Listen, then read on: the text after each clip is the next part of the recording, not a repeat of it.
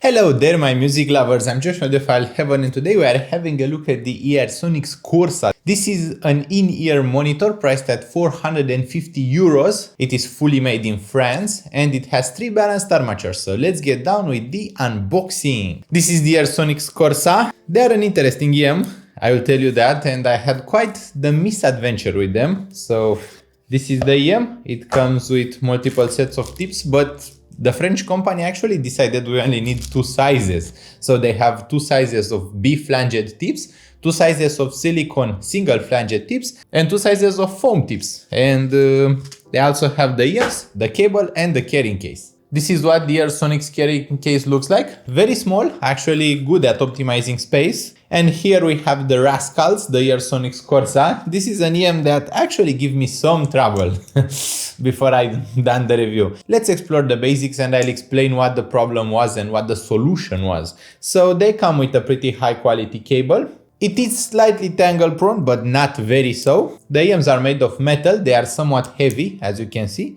They clank together. The IEMs have an acrylic shell inside which holds the drivers, and I actually know that because the problem was that I needed to open them. And they have detachable cables based on the 2-pin connector. They have screws for opening them, so you can actually open them easily with a screwdriver. I'm using this smartphone repair kit, which I got from the Romanian internet. Romania has a different kind of internet usually. Everything is different in Romania. But this kit has all of the sizes of screws that you may need to repair a smartphone. It is very handy to have for a music lover or for an audiophile. I actually have used this more than once for headphones. It was also used with the Denon headphones on which I had to replace the driver, and I made the full written review, which was, I think I complained a bit about them.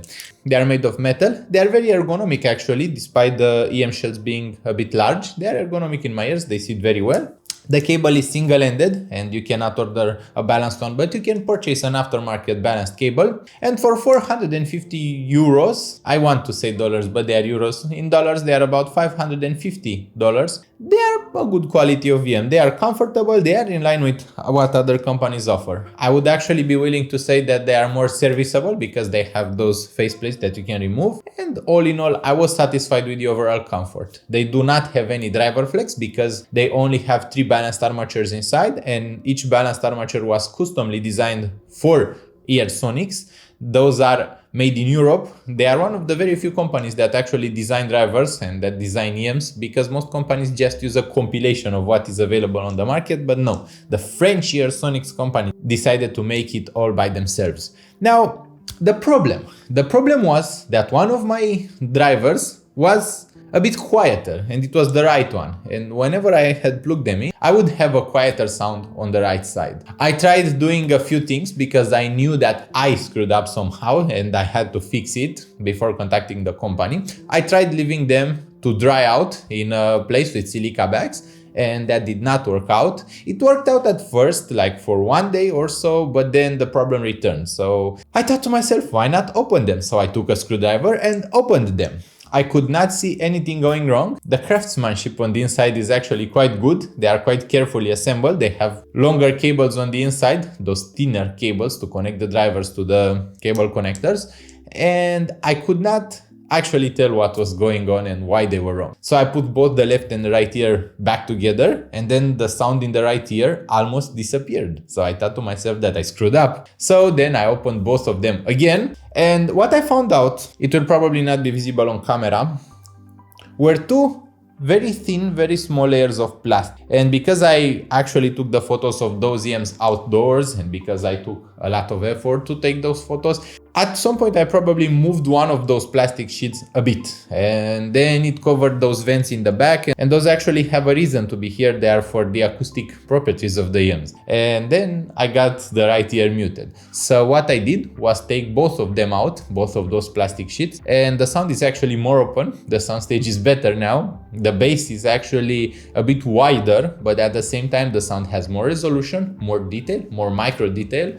Everything improved after taking those 2 plastic plastic bits out. The one thing that did not improve is the bass. The bass tends to be a bit less in quantity now, but as I could figure out, those are some kind of acoustic dampeners. They are made to dampen how much of the sound goes out through those vents. And because I took both of them out, now there is a lot of sound going out there. So they create the sensation of a much wider soundstage, very close to my speakers actually. The soundstage is beautiful now. And all in all, I do think that the sound is better like this. Now, when you purchase them, you may actually encounter the same issue because those are IEMs. Those are going to go in your pocket. They're going to get thrown around a lot. And yeah, I know that I abuse things a bit more than the average user, but it's not that much more. Like if this happened to me, it may happen to you. So you will be happy to know that there is a very easy solution to it. Just takes those plastic bits out and then you are done. You can assemble them and you are good to go.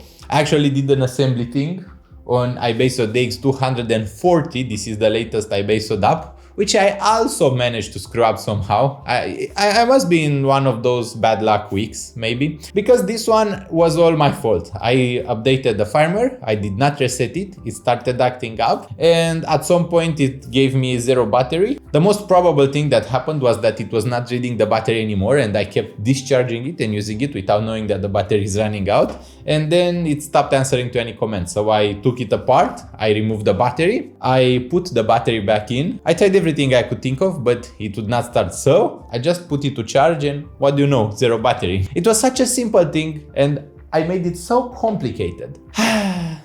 I never learn, you know that, I never learn. I need to improve, I need to make better videos, I need to learn how to be better. But yeah, this is what this hobby is all about. Playing, having fun and trying to experiment a bit. This is the fun part of being a music lover and an audiophile.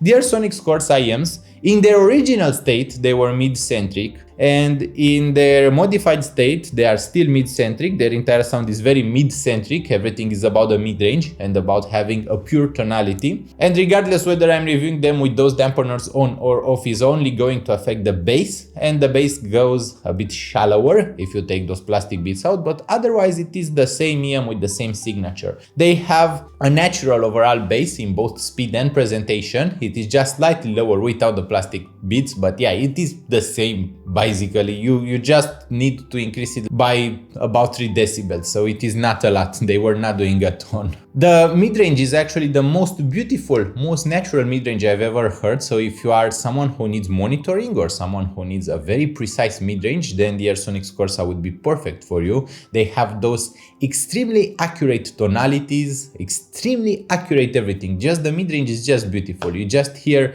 the voice as if the person was speaking right next to you. Like it's so crystal clear, but at the same time so realistic. It has just the right amount of textures, just the right amount of detail, just the right amount of micro detail. Everything is perfect with the Earsonics Corsa when it comes to the mid-range. The mid-range is also wide. It is so wide, even in their default state. It is wide.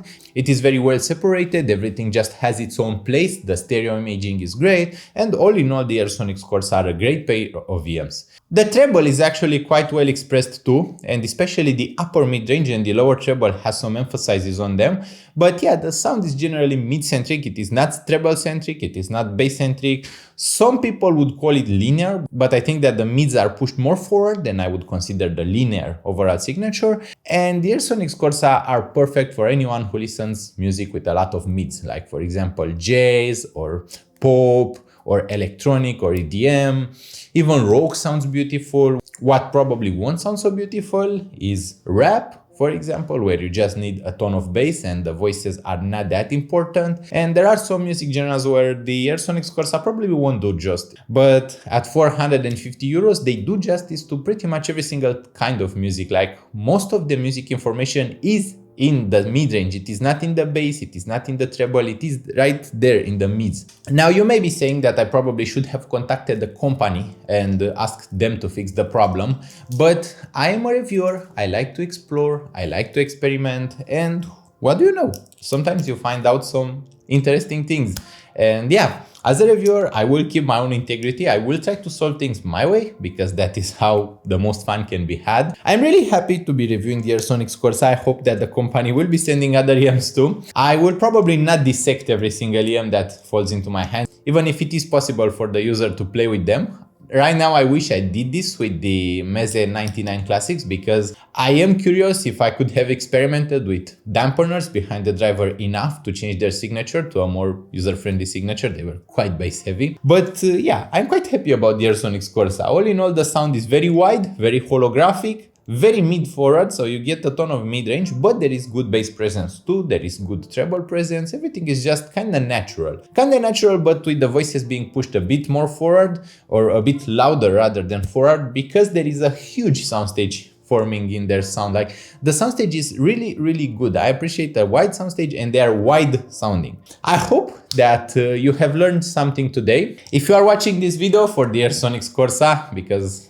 I tend to go off thread sometimes, those IEMs are just what you would expect from a French company. They are perfectly natural, the mid-range is perfectly natural, they create a very natural soundstage. They are worked in such a way that they can open them and service them. If a problem is to arise, they don't have to smash them with a hammer. And yeah, all in all, I am happy with them. I hope you have been happy following and watching Audiophile Heaven. I hope you will consider leaving a like on this video. Also press subscribe to Audiophile Heaven for more content. If you have a dime to spare, I have a PayPal link in the video description. And yeah, every single penny goes to my food, everything that I need just to survive. I hope you will have the loveliest of weeks in there, and I hope we'll see each other really soon. Bye bye.